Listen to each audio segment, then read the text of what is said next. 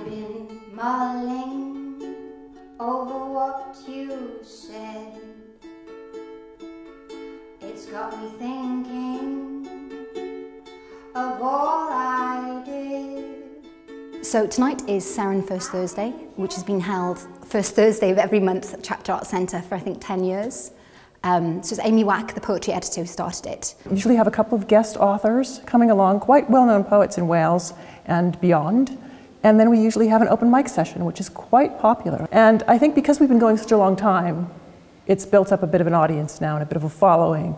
And we get some actually very fine writers. Why I flounder in the shallows of you. I love it when we get a performer, but we can't always rely on getting a performer. But saying that, I mean, every once in a while we get a fantastic one, like Rhian Edwards. She's terrific. The perfume you bought on a whim that patched me in rashes. Flicked over the edge my pieces. It's a really unique way, actually, of getting onto the Seren radar, which is, I very strategically, about 4 years ago, deliberately came here because I wanted to get the attention of the poetry editor at Seren. So she came to an open mic night one night, and I thought she performed well, and I thought she was charming and amusing, but I had no idea her book would win Welsh Book of the Year. But when you meet her and when you hear her perform, you get it. She's fabulous. It's a real privilege to be a part of whatever she's doing. I get an audience for my very serious authors who've been working on their book in their little room for 5 years. So I've really cultivated these people from Bristol University, Cardiff University, Cardiff Met University, students who are in creative writing and are ambitious in the art. They make for the best audience for the writers. And so being a publisher, I like to get a good audience for my writers, and so they can do it live as opposed to just sitting there with their little pencil. Scribble, scribble, scribble.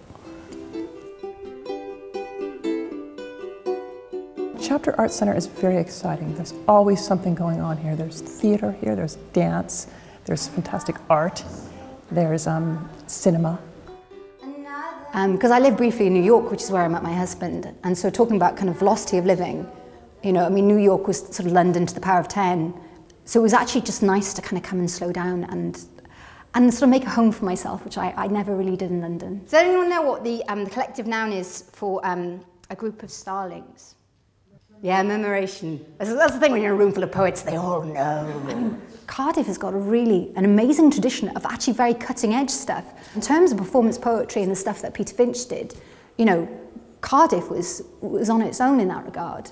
Before I was mortal, I was haloed in feathers, a trinity of familiars. Cardiff has a wonderful art scene, but I always tell people Cardiff has the same population as Elizabethan London, who also had a very small group of about 300 people who are now world famous. So I live here. I've lived here for 25 years. It's fantastic. You can get everywhere in 10 minutes. It's got all the facilities you need. It's got amazing theater. It's got fantastic little clubs where you can hear jazz or the rock and roll of your choice. And you can meet all your geeks. You can meet all the people that love what you love. So there's a lot going on in Cardiff. There's much to show off.